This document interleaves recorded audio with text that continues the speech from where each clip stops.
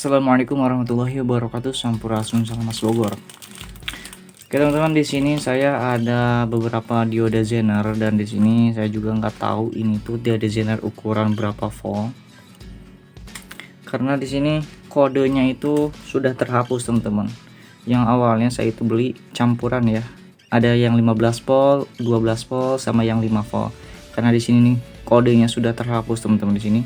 Jadi saya juga bingung untuk ngeceknya. Kalau ngecek di Google ya datasetnya gitu, kalau misalkan ini masih ada, itu mungkin masih bisa ya, bisa kita cek, tinggal kita cari aja, kita searching di Google pasti ketemu teman-teman. Cuman karena di sini ini si kodenya sudah kehapus ya, udah nggak ada, dan ini dioda Zenernya udah jadi bening ya. Karena itu saya mau bikin alat untuk ngecek dioda Zener teman-teman. Nah ini dia ya, kita awasin dulu. Jadi untuk alatnya di sini saya mau bikin dulu sebuah power supply teman-teman, karena untuk mengeceknya itu membutuhkan sebuah tegangan listrik.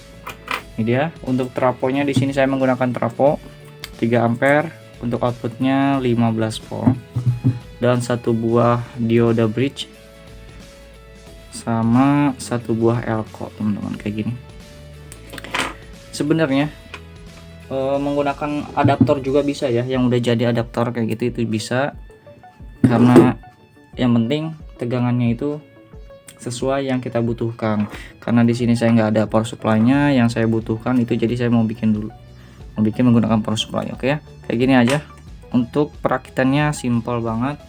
Ini untuk kabel 2 ini kita pasangkan di sini AC. Nah ini dia AC, dua-duanya kita pasangkan di AC, karena untuk outputnya trafo itu harusnya masih AC ya, cuma tegangannya aja yang turun. Jadi kita harus searahkan dulu menggunakan si dioda ini. Nah ini dia teman-teman, kita solder dulu semuanya. Nah di AC kayak gini. Kemudian ini outputnya kita tambahkan sebuah elko. Untuk elko di sini dia berpolaritas, jadi jangan sampai terbalik. Kita sesuaikan, ini positif dan ini negatif. Yang ada putihnya ini negatif ya, jadi jangan sampai terbalik untuk pemasangannya.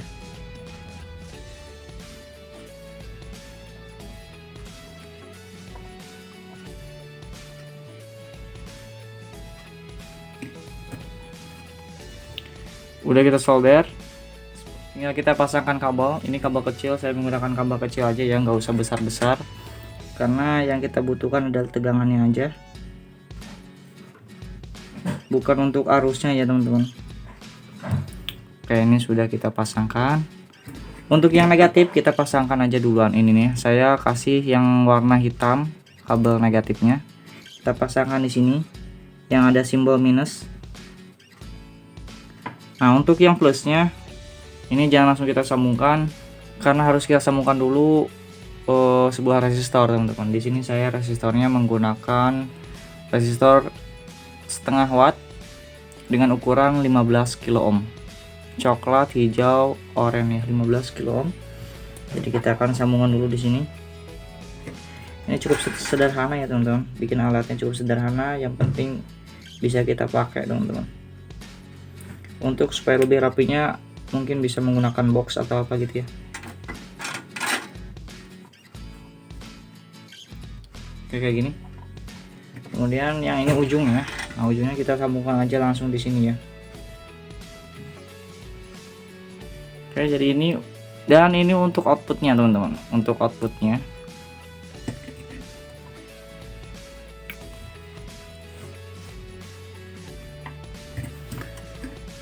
Oke, jadi untuk alatnya ini udah jadi ya teman-teman, cukup seperti ini aja, nggak rapih emang ya. Ini hanya untuk tutorial ya, supaya lebih simpel, gampang gitu, gampang dipahami gitu ya. Ini penyambungan seperti ini aja. Nanti kalau misalkan ingin dirapihkan, ini gampang ya.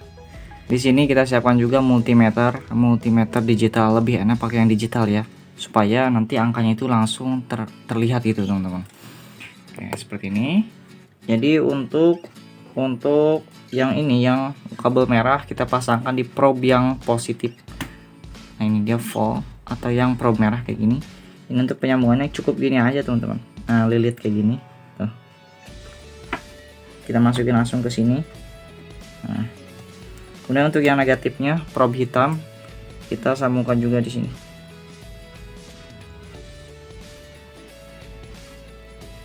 Nah kayak gini tuh ya, tinggal kita masukin aja langsung ke sini. Nah, oke. Jadi untuk pengukurannya kita pakai probe ininya ya. Kita pindahkan switch selektornya ke 200. Nah ke 200 volt DC ya, volt DC bukan volt AC tapi volt DC. Kita akan colokkan langsung ini ke listrik PLN. Ini dia, kita akan colokkan. Nah di sini terbaca sekitar 17,5 volt. Jadi untuk tegangannya ini tetap ya seperti tegangan output pada si dioda bridge ini. Jadi resistor itu tidak menurunkan tegangan kalau penyambungannya seri, tetapi dia hanya menurunkan arus aja teman-teman. Kalau kita konsletkan seperti ini tidak masalah ya, ini tidak bakal short atau tidak bakal merusak si multimeter ataupun si rangkaian ininya. Tuh. Ini hanya ke 00 aja gitu, tegangannya bakal kembali lagi seperti semula 17,5. Oke. Jadi kita akan mengukur teman-teman di sini diodanya yang ada di depan kita teman-teman. Kita akan ukur diodanya di sini, dioda Zenernya. Jadi untuk pengukuran alat yang kita bikin ini maksimalnya itu menggunakan dioda Zener yang 16 volt mungkin ya, atau 15 volt lah maksimal gitu.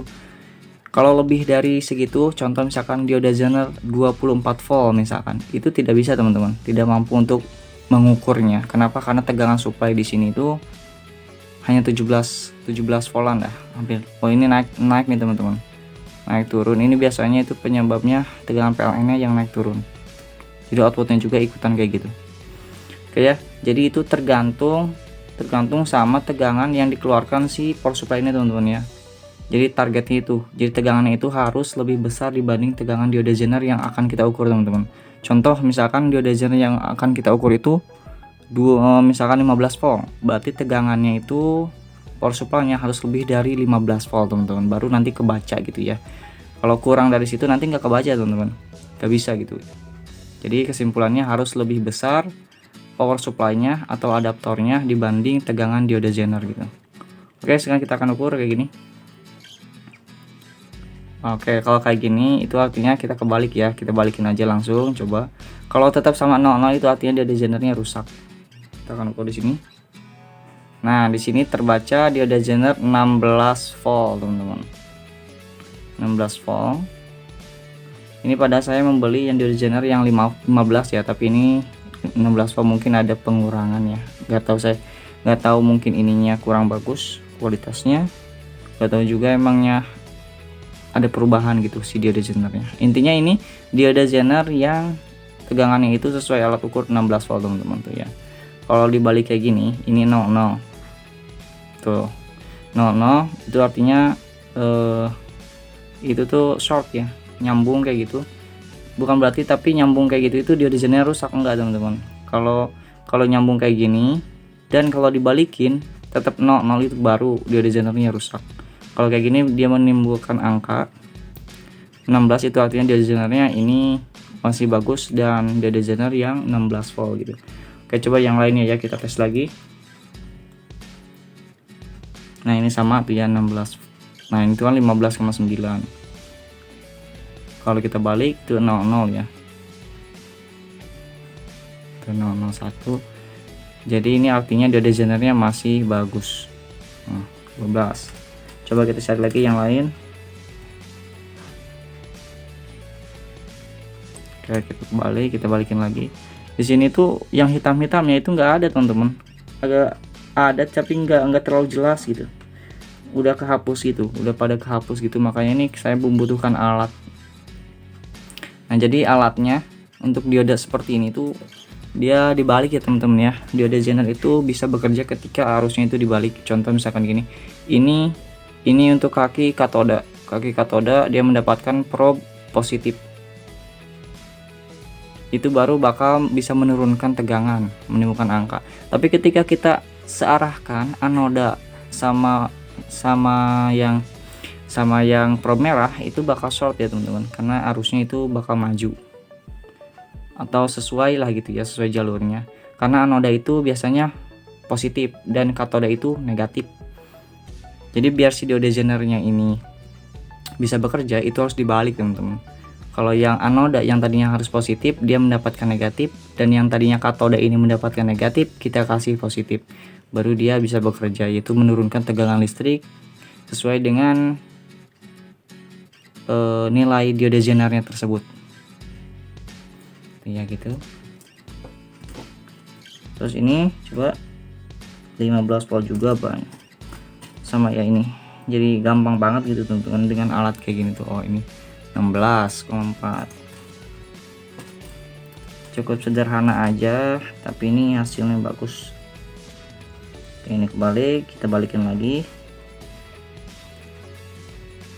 Nah ini tuh ya, ini tegangannya 5,3 volt, 5,3 volt di zenernya.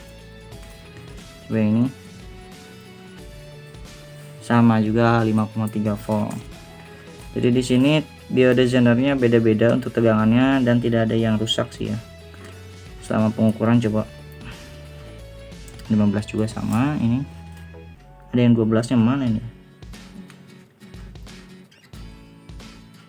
15 volt sama.